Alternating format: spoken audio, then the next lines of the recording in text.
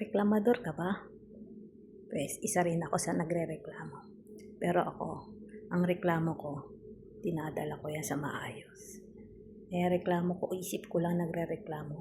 Pero ang gawa ko hindi. Kasi pag puno tayo ng reklamo sa buhay, mawawalan tayo ng gana.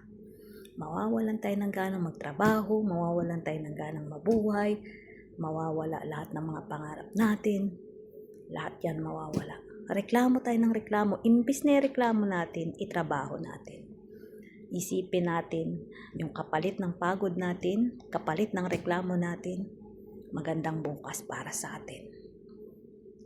Alagaan natin ang sarili natin, bigyan natin yung sarili natin ng masayang buhay, bigyan natin ng memories kung nasaan man tayo ngayon. Kasi lahat tayo mawawala sa mundo. Ay yung reklamo natin, mawawala rin yan. Bakit natin sasayangin ang buhay natin sa reklamo? Dahil napapagod tayo? Nagrereklamo tayo dahil ang dami nating trabaho? Nagrereklamo tayo kasi utos ng utos yung madam natin? Nagrereklamo tayo kasi si madam natin ganito, ganyan, ganyan. Imbis na ireklamo natin yung mga bagay na ginagawa sa atin ng madam natin, bakit hindi natin gawing inspirasyon yun? Na balang araw, yung reklamo natin, kapalit nun, magandang bukas para sa atin, para sa pamilya natin.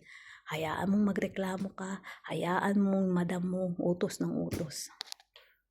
Kasi kaya yan siya madam, para yan siya mag-utos. At ikaw yung katulong niya, ikaw talaga ang uutusan yan. Wala siyang ibang uutusan maliban sa'yo dahil ikaw ang kasambahay niya. So bilang ikaw isang kasambahay, huwag kang magrereklamo. Importante, hindi kayo naabuso, hindi kami namaltrato, nakakatulog ka, meron kang nasisilungan, kumakain ka, sumasweldo ka. Yun lagi ang sasabihin natin sa sarili natin para ganahan tayo. Ganahan tayo magtrabaho araw-araw. At bawat gising natin dapat lagi masaya lang. Kahit alam natin yung patutunguhan natin maghapon natin, trabaho talaga.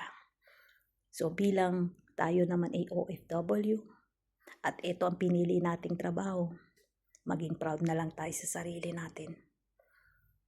Higit sa lahat, isipin mo ang kinabukasan mo. Kaya ka nandito.